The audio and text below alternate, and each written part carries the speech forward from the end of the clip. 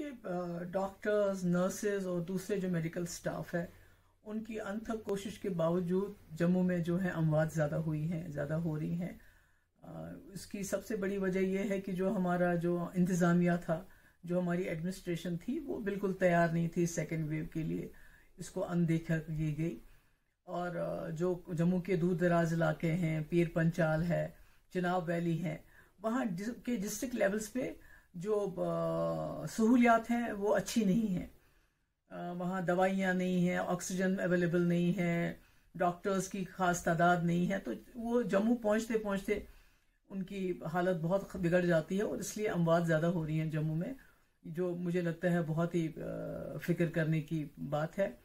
इसके अलावा जो ऑक्सीजन जहाँ ऑक्सीजन है वहाँ टेक्नीशियन नहीं है, जहाँ टेक्नीशियन है वहाँ ऑक्सीजन नहीं है, तो कोई मिसमैच है। पूरी बात कही जाए तो जम्मू में जो हेल्थ सर्विसेज हैं वो इस वक्त ठीक तरह से जो है काम नहीं आ रही हैं लोगों के। और खासकर इसमें जो सबसे बड़ी बात निकल के आ गई वो मुगल रोड की है।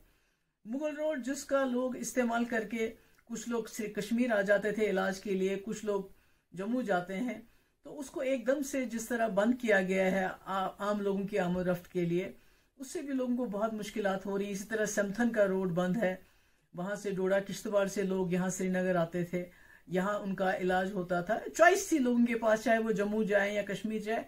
तो एकदम ये मुगल रोड बंद करने से और किश्तवाड़ समथन रोड का बंद होने से लोगों को उस वजह से भी बहुत मुश्किलात हो रही हैं। और इसी तरह जो हमारे ट्रेडर्स हैं, जो हमारे ट्रांसपोर्टर्स हैं, जो हमारे जो टूरिज्म के साथ जम्मू में खासकर माता वैष्णो देवी के जो उसके साथ काम करते हैं, दिहाड़ी मजदूर है, रेडे वाला है, तो वो सब लोग बहुत सफ़र कर रहे हैं इस वक्त। बैंक लोन्स हैं जिनकी किस्तें भरना ज़रूरी है, तो कहाँ से लाएंगे बेचारे। खासकर जो गरीब तबका है इसमें, वो तो भूखे मर रहा है इस वक्त। उनके पास कोई रोजगार का कोई सबब नहीं है, कोई बच्चों को खिलाने के लिए कुछ नहीं है। जैसे दिल्ली में आप देखिए, केजरीवाल जी 5-5 हज़ार रुपए दे रहे हैं, चाहे वो ऑटो वाला है, रेडे वाले, दूसरे जो जो बेचारे जो बहुत गरीब है उनकी मदद कर रहे हैं। हमारे यहाँ तो जम्मू कश्मीर में कहा जाता था कि दूध की नहरें बहने वाली हैं, तो कम से कम लोगों को जीने तो दें, जीने के लिए कुछ तो उनको फराहम करें।